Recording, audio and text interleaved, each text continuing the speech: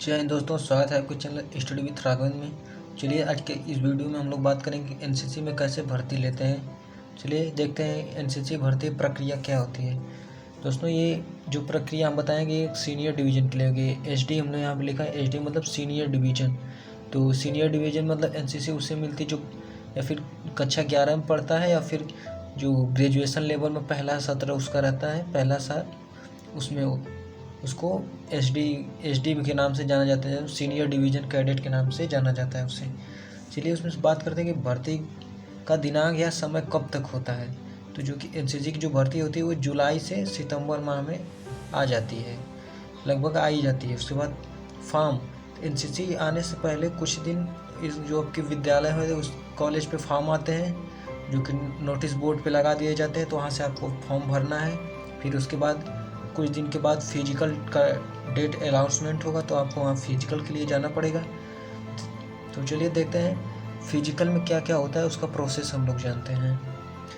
सबसे पहले फिजिकल में आप जाएंगे तो डॉक्यूमेंट वेरिफिकेशन होगा। उसके बाद आपकी लंबाई को मापी जाएगी। तो लंबाई आपको जो लगभग 168 सेंटीमीटर से और न्यूनतम वही होगा 168 किससे लेंगे। तो उसके बाद आपका होगा रनिंग फोर्स।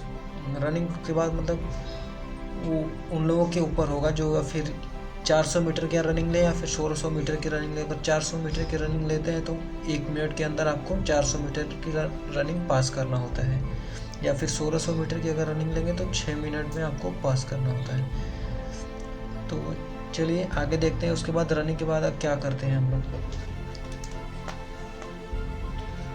रनिंग के बाद सबसे अगर आपने रनिंग पास कर लिया तो उसके बाद तुरंत बाद ही आपको लाइनअप किया जाता है। उसके बाद पुशअप के लिए लाइनअप किया जाता है। तो पुशअप 30 से 40 कम से कम पुशअप लगाना पड़ता है।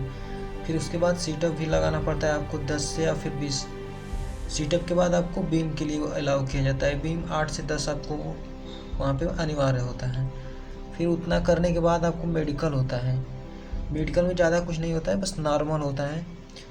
वही आपका फ्लैट फुट ना रहे, फिर कहीं हाथ टूटा उटा ना रहे, बस। और कुछ ज़्यादा मेडिकल में यहाँ पे एनसीसी के मेडिकल में ज़्यादा कुछ नहीं होता है। फिर उसके बाद सबसे मोस्ट इम्पोर्टेंट है परीक्षा। उसके बाद तुरंत लिखित परीक्षा ली जाती है। लिखित परीक्षा में या फिर उनके ऊपर है या फिर 10 या 20 क्वेश्चन जो भी हो, लगभग कम से कम वो लोग 50 क्वेश्चन देते हैं, जिसमें फिजिक्स के क्वेश्चंस लगा के, मैथ से लगा के सब, यानी जीके पूरा मिक्स रहता है उसमें। फिर इन सबों को प्रोसेस होने के बाद वो लोग जो पीआई स्टाफ होंगे आपके भर्ती प्रक्रिया को पूर्ण करेंगे। उसके बाद कुछ दिन के बाद आपके कॉलेज में मेरिट लिस्ट लगेगी जिसमें आप लोगों का नाम अनाउंसमेंट होगा। तो इन सब की प्रक्रिया पर मेरिट आपकी बनती है। तो ये था एनसीसी का भर्ती प्रोसेस। बाकी कोई भी जानकारी के लिए कमेंट बॉक्स में नीचे कमेंट कर दीजिएगा, उसका हम सॉल्यूशन दे देंगे। जय हिंद।